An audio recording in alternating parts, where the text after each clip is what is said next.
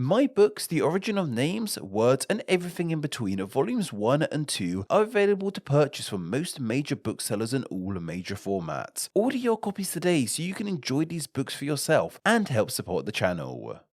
Traditions aren't legally binding things, no matter how enforced they might seem at times. For example, no one by law is making you drag a tree into your living room and throw random decorations over it. Like, you won't be arrested for not having a Christmas tree. But every year millions of people do this quite odd thing because, well, you guessed it, tradition. Traditions can become supremely powerful and entrenched things in our society, with huge amounts of pressure placed on following them. Sometimes they become so entrenched that we stop actually thinking about why we do them, or if we should even be doing them at all. Undoubtedly, one of the most entrenched traditions across our globe is one that revolves around names, that being the tradition of giving a child their father's last name. As I'm sure you know, in the majority of languages and cultures across our globe, the tradition is that when a child is born, they take on the last name of their father. In example, if a woman called Mary Smith and a man called Robert Jones had a baby together called Benjamin, the tradition would dictate that that kid's last name would be Jones, like their father, as opposed to Smith, like their mother's. This of course all ties into the tradition of marriage too, with wives taking husbands' last names. So in the case of a married couple having a kid, more often than not the wife would already have the husband's last name too.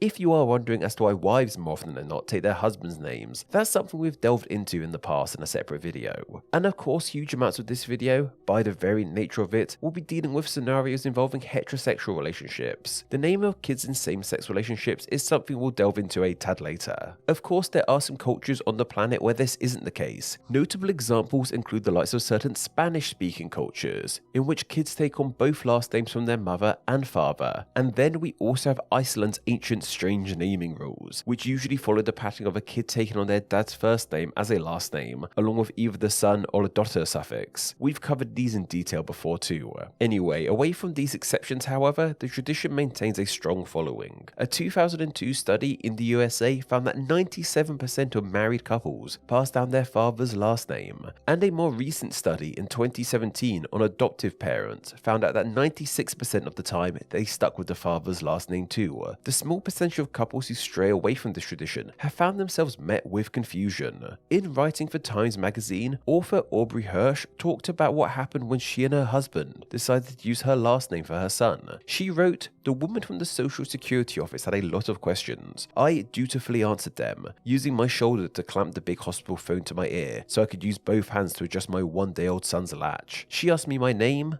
birthplace, date of birth, marital status, social security number. Then she asked me all of these same questions about my husband. Then she asked for baby's time of birth, his sex, and to carefully spell out his first and middle names. She did not ask for his last name, despite the fact my husband and I have different last names. Half dazed and exhausted, I didn't notice until her tone went from business casual to chirping congratulatory, and I realized she was about to end the call." "Wait," I said, "I didn't tell you the baby's last name." "Oh, I have it," she replied, and spelled out my husband's last name. "No, actually it's Hirsch, Hirsch, I said, emphasizing the C as was my habit. "I thought you said you were married." "I am," I said. She replied, "Then the baby gets dad's last name." This is the assumption I've been pushing back against since my first son was born 9 years ago, that babies must take their father's last name. This shows us that even in the USA's bureaucratic system, it's presumed that kids have the last name of their fathers. Where on earth did this tradition come from? Well, it kind of has its roots in the origins of last names as a concept. Last names in the English-speaking world, aka Great Britain, didn't really start being used until after the Norman invasion. As the population grew, it got harder to figure out who was who from just first names alone, so people adopted things called bynames. These were names that went after their first name to help make them more distinctive. These came from all sorts of roots. Some people used their occupation as their bynames, like Baker or Smith. Others chose names based on where they live, like Ford or Bush, and some chose to honour their family in their bynames, like Johnson or Peterson. these by names would eventually become last names and be passed down to children. These last names are not as standardized as they are today. From the 15th to 17th century, people were much more loose with them. Like, people would change their last name if they changed profession. And most interestingly, it wasn't the tradition to take your father's last name. Kids would be given their mother's last name just as much as they were given their father's. They could also even be given their grandmother's last name. There really wasn't too much care put into what last names people had. This started to change, however, in the 18th century. By this time, last names were becoming more standardized in the UK and USA, and coverture laws were coming into place. This concept derived with the Normans and dictated that married women were subordinate to their husbands and pretty much their property. In these times, husbands had pretty much full control over what their wives could and couldn't do. This naturally paved the way to children taking on their father's names, as by this point, mothers had no name or identity of their own in many ways. By 1881, a New York court case even declared that women giving up their last name was the common law amongst all English-speaking people. So the main reason kids traditionally take on their dad's last name can be explained in one simple word: patriarchy. There are of course arguments for and against this tradition. Many in favour of it say it strengthens connections between fathers and children. Dads play very much a background role when it comes to producing a child after the initial conception. They don't carry the child in them for 9 months, nor do they deliver the baby. Even once the baby is out, traditionally, men have not done as much caring for the children either. This could all lead to some men not feeling all that connected to their babies. So by having the father's last name, it could give them a more personal connection to their kids. Kids having the same name as their dads can also be seen as helping with family cohesion, especially if both parents have the same last name too. Sharing a name could make a family feel closer and more united. Of course, that argument could be made if the family all had the mother's last name too. The argument against kids not having their father's last name ties into some of the points we made in the pro categories. Mothers are the ones doing a lot of the heavy lifting, like being pregnant, delivering the child, and a lot of time doing more of the upbringing. Many feel like this is a very valid reason as to why kids should take their mother's last names, as opposed to their father's. Of course, coverture laws aren't in place anymore, and in this age of much greater equality for women, why is it still so common for kids to have their dad's last name? Well, it all seems to come down to that tradition. As mentioned, this is a seriously entrenched one. Many people follow it not out of spite or because they genuinely believe that women are property and have no rights. They simply follow it because it's the tradition. It's what everyone else does. Many people probably don't even think about it and might not even know that there are any other options. Many men and women might even feel pressured into doing it by older generations. Only sons or men without sisters might feel pressured to have a kid, more specifically a son, to carry on the name and ultimately their legacy.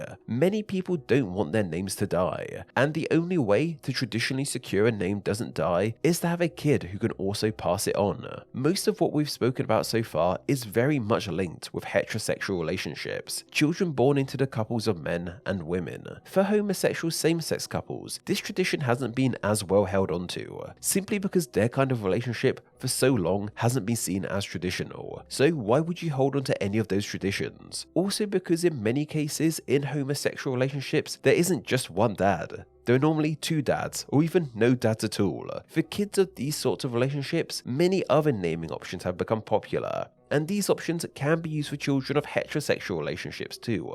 There are well-known choices like double-barreling names, so parents with the last names of Anderson and Morris could call their kid Morris Anderson. But there's also the fun concept of merging names together to create whole new names, e.g. if people with the last names of Corbin and Moore had a kid, the last name could be Morbin. These are really fun, but granted, they don't work out perfectly with all last names. You can also just make up a completely random new last name. Like, it can be literally anything. In many countries, there aren't really any rules in regards to what a kid can and can't be called, and that extends to last names too. Things are definitely changing in the realm of last names. In just 2022, the Italian Constitutional Court overturned the tradition of babies automatically getting their father's last name, instead saying all newborns should be given both their mother and father's last names, saying that just having dad's last name could be discriminatory and harmful to the identity of the child. This shows us that the wider world is starting to think twice about this long-held tradition. The final argument in all this, however, is the fact that it's just a name.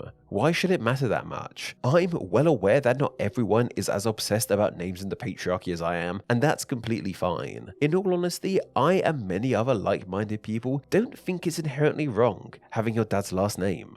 I just think that parents should have a more open conversation about what last name their kid is going to have, whether it be the dad's, the mum's, or something else entirely, and both agree on it completely, as opposed to just blindly following a tradition.